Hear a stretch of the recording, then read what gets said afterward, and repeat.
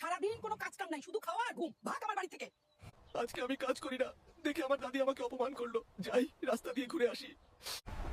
এই দেখ, গরিব ফকিন্নির বাচ্চা যাচ্ছে ফকিন্নি। আজকে আমি কাজ কাম কিছু করি না, তাই আমাকে সবাই অপমান করলো। আমাকে একটা কিছু করতেই হবে। পাশের এলাকায় এক সাধু বাবা বসে, তার কাছে যাই যদি কিছু হয়। সাধু বাবা, আমি কোনো কাজ কাম করি না, তাই সবাই আমাকে অপমান করে আমাকে একটা গুপ্তধনের খোঁজ দেন। শোন, বাছাপাশের পাড়ায় খিট কালু বনে অনেক সোনাদানা আছে, তুই গিয়ে খুঁজেলেই পেয়ে যাবি।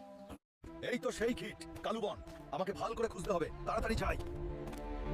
আমি এই বনে প্রবেশ করেছি, আমাকে সাবধানে অনুসন্ধান করতে হবে। একবার খুঁজে পেলে আমি আরাম ও স্বাচ্ছন্দ্যের জীবন যাপন করবো। এটা কি চকচক করছে? দেখি, এটাই সেই ব্যাগ যার কথা সাধু বাবা বলেছি। বাজারে যাই, এটা বেচে অনেক দাম পাওয়া যাবে। এই ব্যাগটা নিয়ে বাজারে যাই। আমাদের গ্রামে এই সোনা বেচতে পারবো না, যাই শহরে যাই। ওই তো একটা সোনার দোকান দেখা যাচ্ছে, যাই। এই ব্যাগ ভর্তি সোনা বাঁচা আসি। এই কামরু, এই সোনার দাম কত টাকা দিতে পারবেন? 1 কোটি টাকা দিতে পারবো। ওই তো একটা গাড়ির দোকান, যাই। এই টাকা দিয়ে একটা গাড়ি কিনে নিয়ে আসি। আমাকে একটা সোনার গাড়ি দেন। হ্যাঁ অবশ্যই স্যার।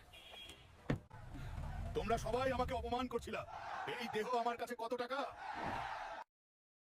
দেহ আমার কাছে কত টাকা পাবে? আমার সোনার টুকরো নাতি, আয় তোর জন্য রান্না করতেছি। ভিডিওতে একটা লাইক কমেন্ট শেয়ার করে দাও।